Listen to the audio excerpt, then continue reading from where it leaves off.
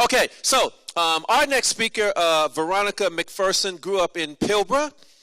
She is a property investor, developer for 15 years.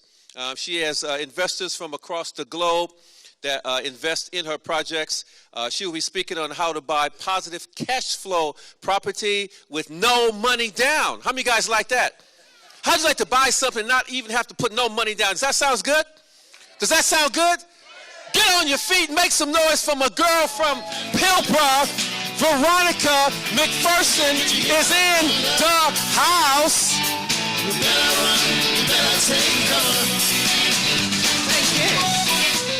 Thank you.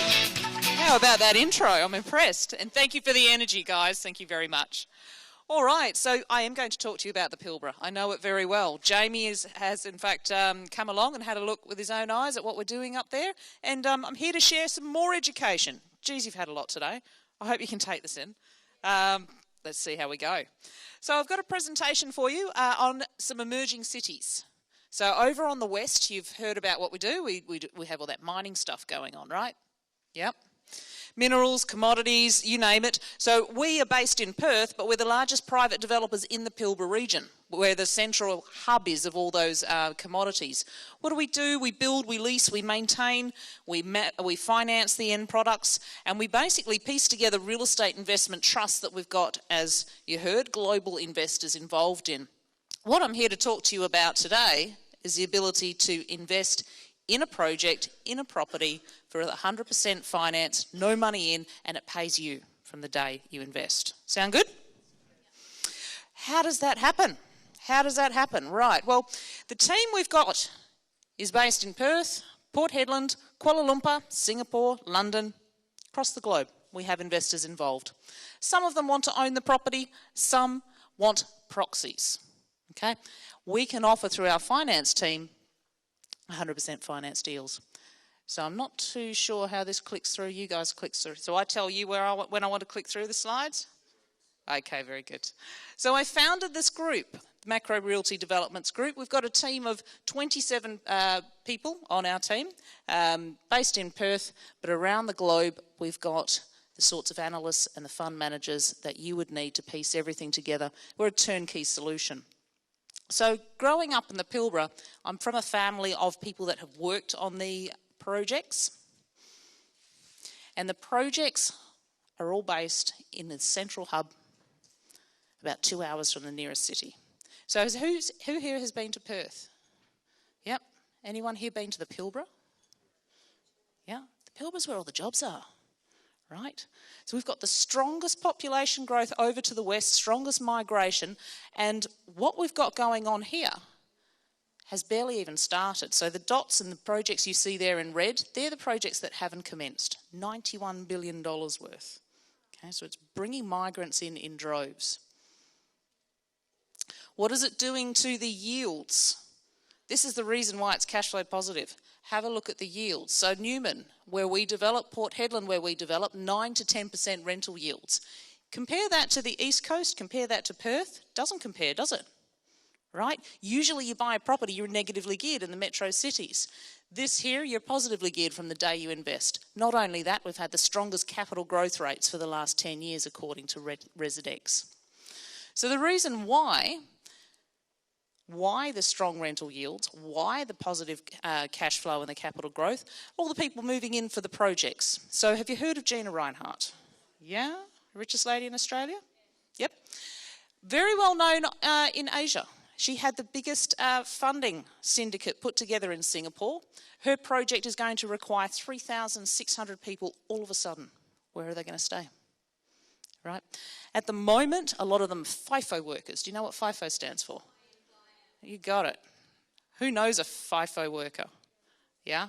Okay. It does your head in a little bit when you're a FIFO worker. Yeah. If you can imagine how long you travel to get to your job, imagine travelling 2 hours in a plane, right? Leaving your family for 4 weeks at a time.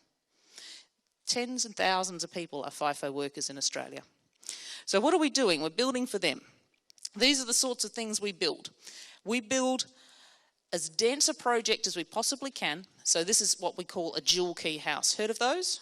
Dual keys, quad keys. Yep. How many bedrooms can you fit on a plot of land? The opportunity for this no money in deal, which I'll go into further detail with you afterwards if you're interested, returns $200 per week net for 3 years. You have the option to refinance it and retain it due to the expected capital growth, or our REIT, our Real Estate Investment Trust, will buy it back at full cost. So in essence, full finance is provided to qualifying applicants. A 9% rental yield minimum is what we expect, and we can get bank interest at around 5%. Click.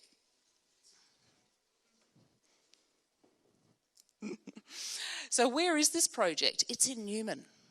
Have you heard of Newman? Have you heard of Port Hedland? Have you heard of Karratha? Right? Biggest port in the world by bulk export, Port Hedland. Right? Very busy neighbour Karratha, where I grew up. Everything that goes out of these ports is processed and graded in and around Newman. BHP's single largest project is in Newman, Mount Wellback. It's the most profitable project. So BHP, they will rail their iron ore from in and around Newman, Mount Wellback to Port Hedland 12 times a day. If you're Rio Tinto, you will go out of Karratha. And the situation is the government has determined these must be cities. Billions of dollars worth of projects, around 67,000 fly-in, fly-out workers warrants Pilbara cities. To the extent that the government has created a Royalties for Regions program that will reinvest 25% of all the mining and resource taxes on those projects to the infrastructure to ensure their cities. $1.7 billion to date. 25% of royalties is capped at $1 million per annum. So the population is set to double and the housing supply simply hasn't kept up to date. What are they looking to grow these cities to? Karratha's already got city status. That's why we're not developing there right now. We're developing in the highest yielding locations of Port Hedland and Newman, set to be 50,000 and 15,000 permanent people, but already 67,000 fly-in, fly-out workers. What has the government done about this? They've had this growth plan in place since 2009. They've invested in water treatment plants. They've invested in town revitalisations, road infrastructure. You'd see it if you came along. You can literally see the growth that they're bracing themselves for. I'll play you a little video now. It's 8 minutes long. It's about the magnitude of the port, what goes out of the port, who's employed there. It's really something to see with your own eyes, but this does it justice. 8 minutes long. Everything there is bigger than big. Titanic ships, the world's largest loaders, working round the clock on dangerous billion-dollar missions. Tonight, Natalie Bonjolo takes an up-close look at the amazing mouth of a mining monster. There's not too many ports around the world that can stake a claim to what Port Hedland's doing.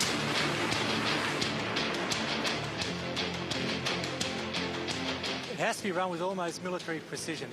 If one ship is delayed here for a tide, then we're talking $30 million worth of lost production. You can see our vessel here.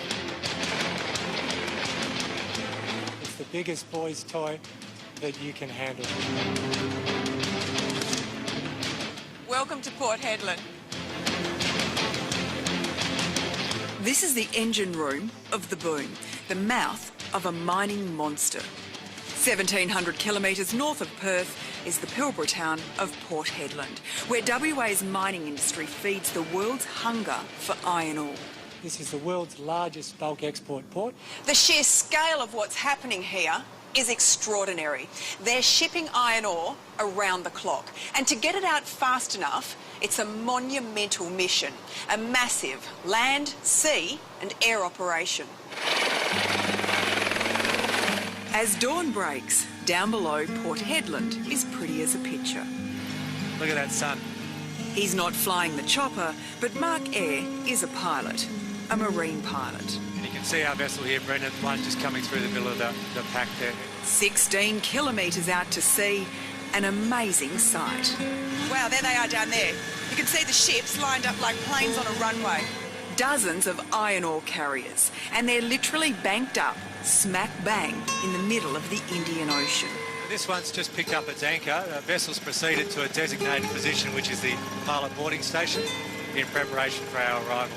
We're about to touch down on the Shurong Harmony. Makes our ride look like a dinky toy. 345 metres long and 60 metres wide. That's the length of 7 Olympic-sized swimming pools and 1.5 pools in width. Massive would be a word.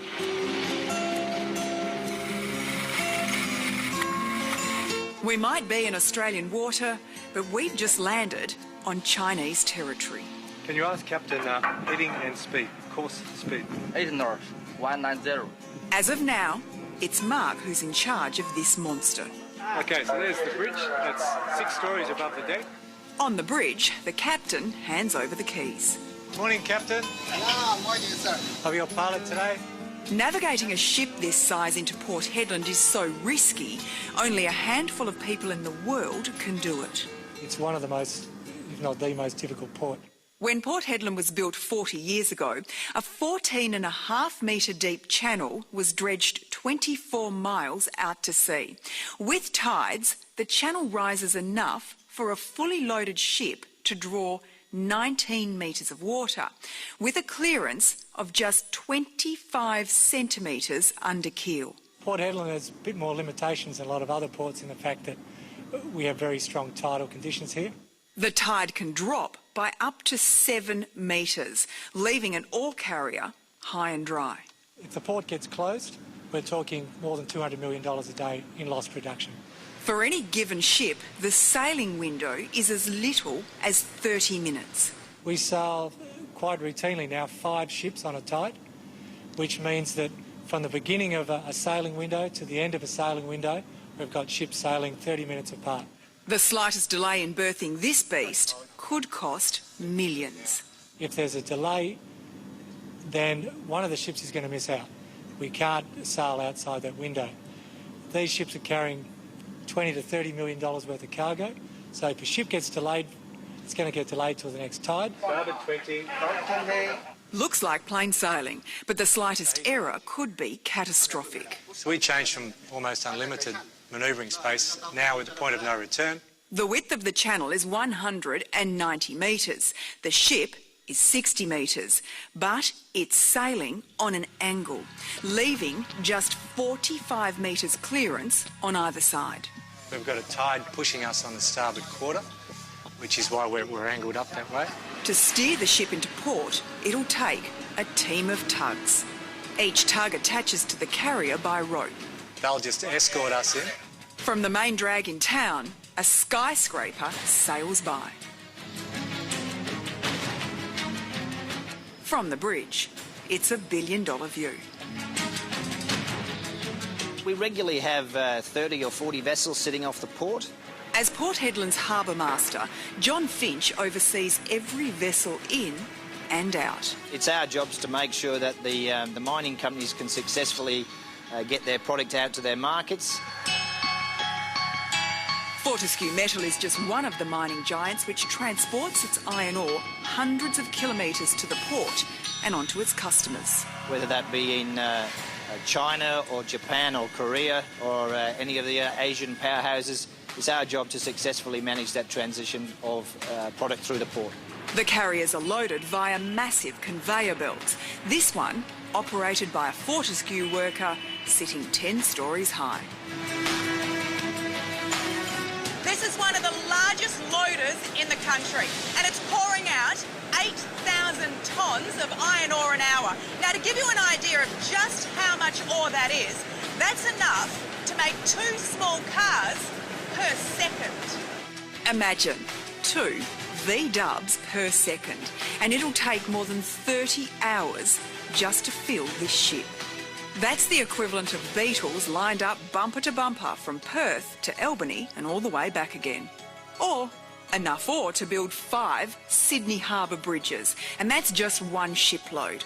In 12 months, enough iron ore will pass through Port Hedland to build 3,845 Sydney Harbour bridges, a staggering $50 billion worth of black gold. The danger here is something going wrong. and the impact that would have on the mining industry and the state as a whole. Back on the bridge, Mark is about to negotiate the most dangerous manoeuvre of this mission. We'll be doing a double shuffle here. One ship coming into the harbour, into the basin, the other ship leaving, and as that ship leaves, we slot in just in behind. One small port, two titanic vessels. For the Shurong Harmony to berth, it will have to turn a full 180 degrees at the same time as a second outgoing ship pulls away, allowing the Shurong to berth in its place. Gandiara reduced to half. From port side, every inch of the two-ship shuffle is choreographed, a finely balanced ballet of pushing and pulling. So, Captain, the other ship is off the berth, just soon starting to move ahead. As the loaded ship pulls away, the Shurong swings round. There's no room for error. Slow ahead, Captain. A 180-degree turn in one of the world's tightest ports. Finally, the steel monstrosity is pushed into berth. And I thought parallel parking was hard. Well, this is valet parking with a difference. At the majority of Port Hedland's 12 berths, ships like this one are attached by rope. Normally it would be about a 45-minute operation. Here at a berth operated by John Giles, the Port Authority is using a unique vacuum system that literally sucks the ship in. And in about 40 seconds the vessel is berthed. This is the first bulk loading port in the world that's used it. Back on the Shurong, the ship is secured and Mark's mission complete. MA, go for it. Go ahead, Mark. Yeah, on the way down there. Waiting down below is Warren Kemp, the pilot's pilot. When we're in here, they always like to see us because it means their job's done for the day. It's a steep, wobbly walk down the gangway, and next to the Shurong, our lift looks like a rubber ducky. I've brought some people out on the boat and you see reactions on their faces when they go up alongside something this big. Like everything out here, the sheer size is mind-blowing.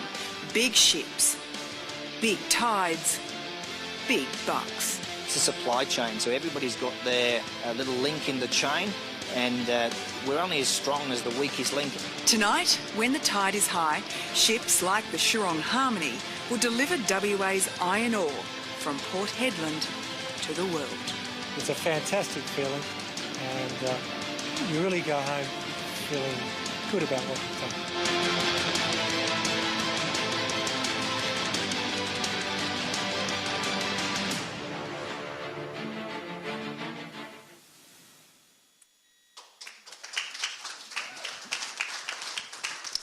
Am I lazy? It does a lot of the talking for me.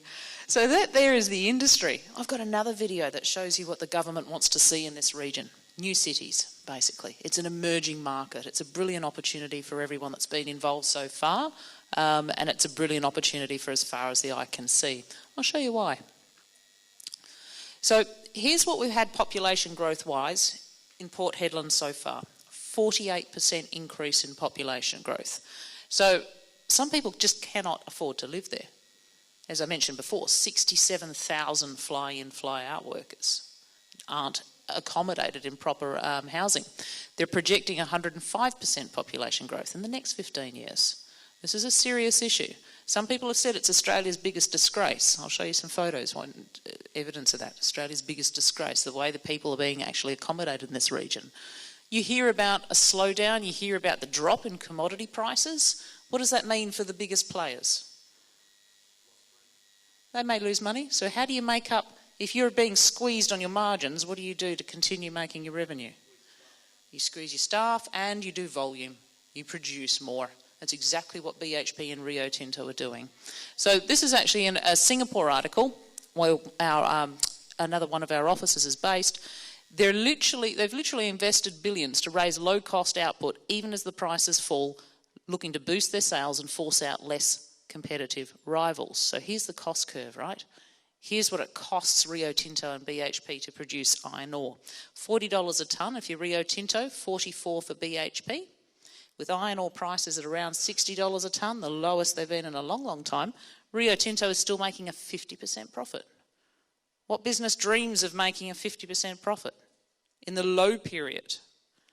So there you have in yellow Australia's cost of production. We are the lucky country because we've got the highest grade of iron ore, and that's a commodity you can't substitute. You think about it. What would we do without steel? Cars, high-rises, houses, bridges, infrastructure. What would we do without steel? We're the cheapest in the world. So if these guys want to squeeze everyone else out of the market, they certainly can, including China. So China's grade of iron ore is half ours. A big culprit for all the pollution in their air is the smelting of their own iron ore. So a couple of articles in relation to the price drop of iron ore. Rio Tinto have said literally we'll be the last one standing. This price slump, not really our issue, everyone else's issue. BHP, they're smiling because with their expansion plans, those new projects plus plugging into existing infrastructure will see them getting their cost of production to $23 a tonne. Okay, so we're not in a problem zone in the Pilbara. So what is happening? People are coming over in droves for the jobs, in droves. So people like Julian, for example, he can earn $200,000 more than if he did the same job in Sydney, has everything provided, airfares, accommodation, entertainment, and he can earn $200,000 more. So he and his mates are coming over for up to 4 weeks at a time, their roster would be, if they're in construction. 4 weeks at a time. So that's me at the back of a plane taking a picture of the fly in, fly out workers. Here's what he's got to look forward to. This is one of 69 temporary accommodation mining camps in the Pilbara, right? 30,000 beds in these things. Australia's biggest disgrace. And we thought we were a first world country. So there is a big emphasis to create proper cities, proper communities. Here's some of the reasoning why, right? Highest depression rates, highest suicide rates. So we're directly liaising with the government about how we're going to go about closing camps, building enough accommodation fast enough. Right? And what we've done is invited the globe to invest in the Pilbara. That's what it's taken to actually get this done. And they have shown, build enough houses, we will close these camps. This is a media story about one in Karratha where a lease was denied an extension.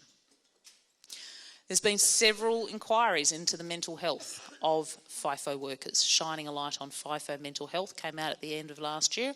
We wrote in and we've been actively discussing how we're going to get investment into this area fast enough. We've taken over sponsorship of this FIFO Life. These are social workers for the FIFO workers in the region, addressing the mental health issues. So all of this has led to a big emphasis on building Pilbara cities. So we're constructing the housing, we do some commercial, but it's actually the government that has been putting in the infrastructure and the investment since 2009, flat out. Okay, so as I mentioned before, roads, water treatment, recreation centres, schools, hospitals, they're all there. They are looking to build vibrant cities that offer economic sustainability, that are attractive enough for families to move there and stay together. Got a little bit of video on that now. So this one is just 2 minutes long. Shows you exactly what we're looking to achieve here. Over to you. Technology permitting. Beautiful. So these are all the government groups involved. Located 1,500 kilometres north of Perth, the Pilbara is world-renowned for its vast resources. Situated close to Asia and with regular flights in and out of its major regional centres, the Pilbara is already a popular destination to work and to play. But it's the region's resources that have made the Pilbara the economic powerhouse of Australia, and the area is on the verge of another period of sustained and accelerated economic growth. From its humble pastoral and pearling beginnings in the 1850s, the Pilbara has come a long way, and now it's time for the next phase in the region's transformation. That vision is Pilbara Cities, a state government initiative. The goal is to create modern, high-density town centres, supported by all of the services and facilities enjoyed in any other Australian city. The Pilbara already offers a number of unique natural attractions. The challenge is for the region to successfully compete to attract the best and brightest by offering modern living, sustainable and attractive places to live. The Pilbara Cities Blueprint will focus on major revitalisations at Port and South Headland, Karratha, Newman, Dampier, Tom Price and Onslow. Vibrant town centres will be created, along with new marinas and waterfronts at Port Hedland and Dampier. Pilbara Cities will provide a range of housing for people of all incomes and ages. There will also be new schools, tertiary learning centres, hospitals, medical centres, leisure and entertainment facilities, retail outlets, employment and Indigenous enterprise opportunities. The state government's Pilbara City's vision isn't just about buildings and infrastructure. It's about creating opportunities for Indigenous Australians by providing them with meaningful and sustainable jobs. It's about growing the number of Indigenous Australians who are actively engaged in the local economy and community. Achieving the Pilbara City's vision will require substantial coordination and collaboration across government, including the Shires, Pilbara City's office, Landcorp and private organisations. That's why support is coming from state, federal and local governments, as well as private sector investment. It's only by working in partnership that the Pilbara can unlock its true potential and become a place where people don't just come to work, but a place where they come to live and enjoy one of Australia's best lifestyles.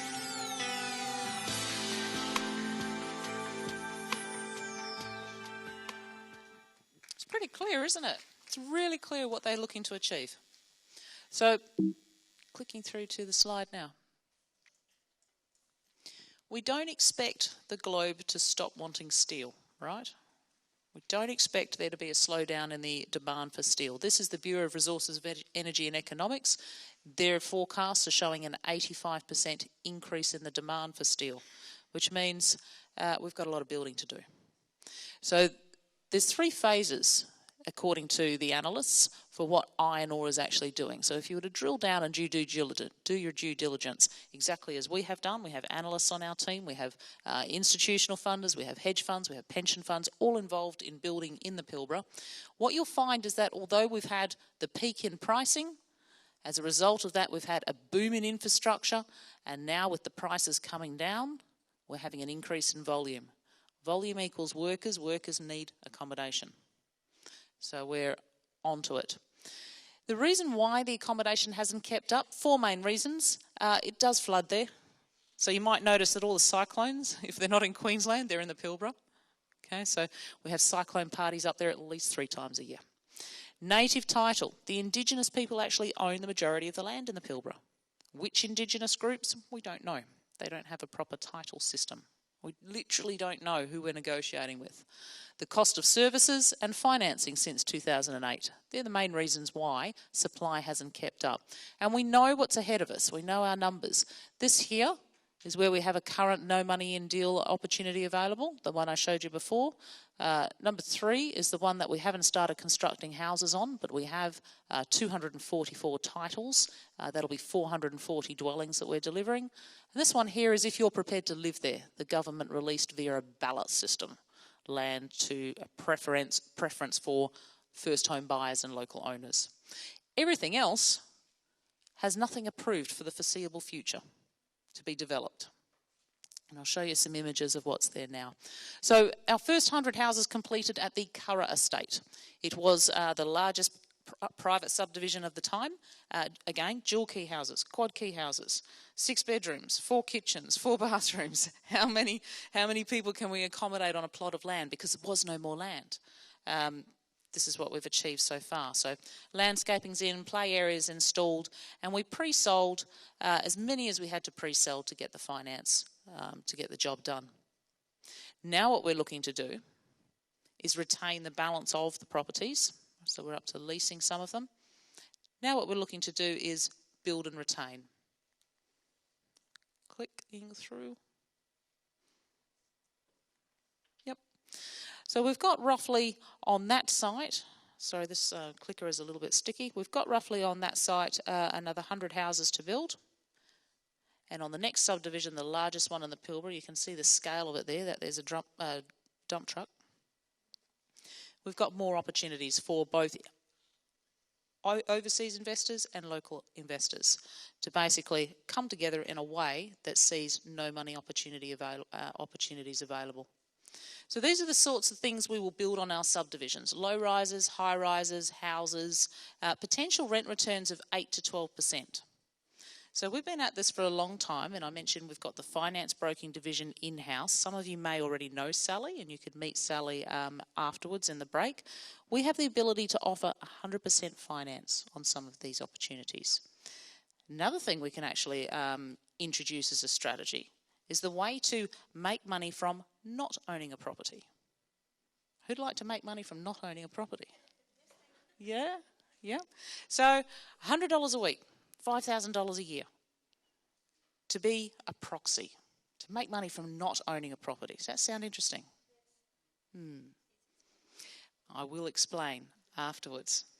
So whether it's an apartment, low-rise, high-rise, or a house, we have these opportunities. As I mentioned, we're the largest private developer in the region, and it just needs to be done. Let me show you what these people are putting up with at the moment.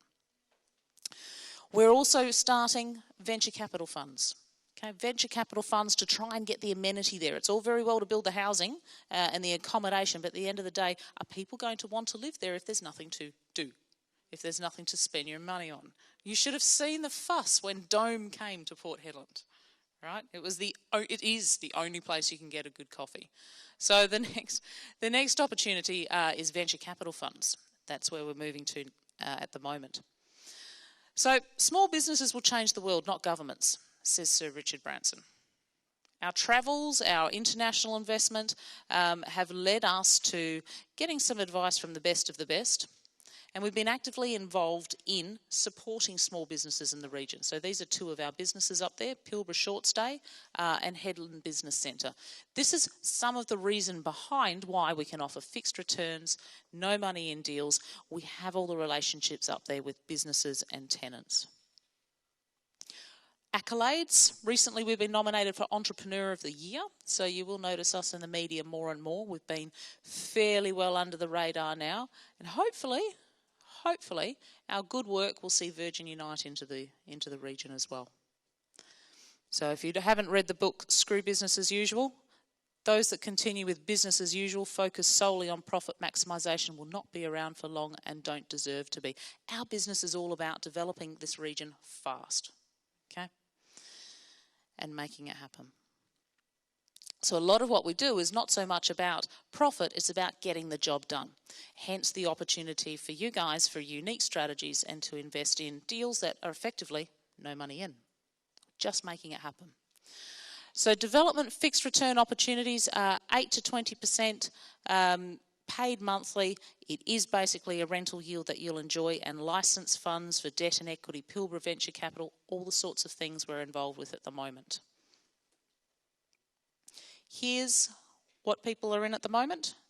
Most accommodation is 30 to 40 years old. The permanent accommodation even needs upgrading. So you can see there some of the rental returns. If you were to buy one of these properties, you're looking at a median price of $800,000 in Newman, $800,000, and about $1 million in Port Hedland. So our opportunity for investors is to get involved with a much lower entry point through our real estate investment trusts, or to make money from not owning a property. Talk about that afterwards. So it will be done. These are the sorts of things that we're looking to upgrade.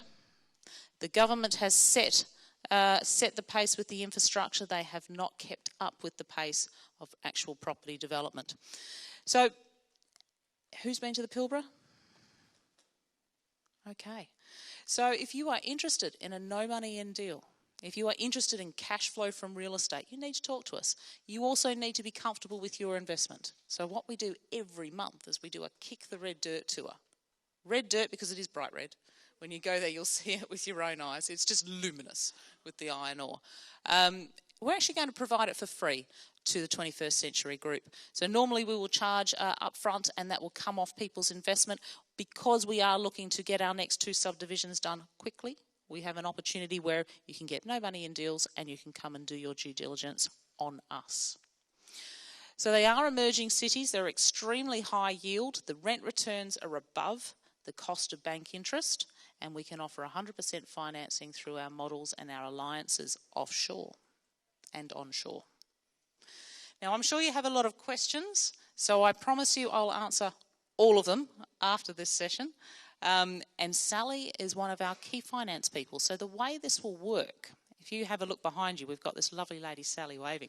Sally's going to hand you out a financial fact finder. If you would like to know if you can own a property with no money in the Pilbara, fill in one of these and we can get the answer to you. So that form would go to 21st Century. Sally, if you just maybe want to hand them out at the start of the rows. Yep. Worst case scenario, if the bank didn't like your application, then there are opportunities to make money in this region from not owning a property. Literally being a proxy from someone who can own the property, just not in their name.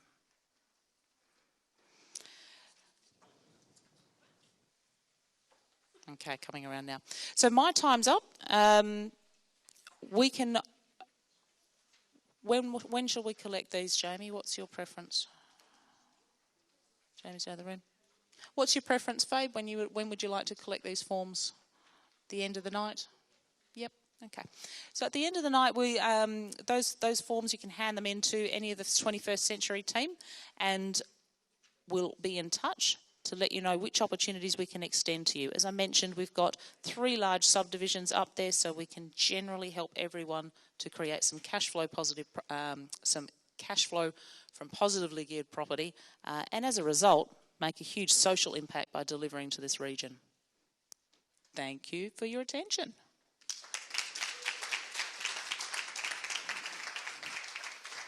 Put our hands together one more time for Veronica.